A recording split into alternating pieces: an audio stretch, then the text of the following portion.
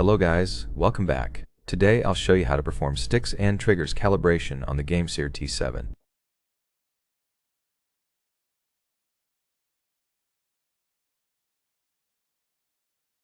First, unplug your controller. Then press the View button and Menu button while the Type-C cable is inserted into the PC USB port.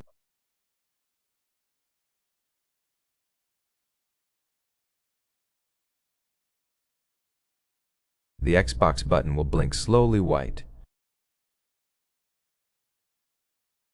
Ensure that LT, RT, and the left and right sticks are not touched, then press A.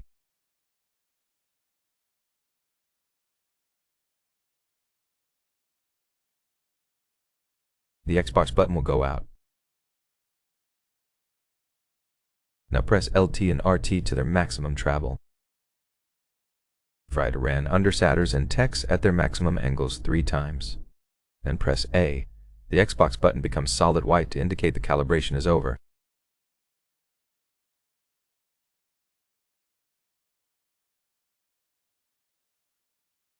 After calibration, you need to unplug and replug the controller before using.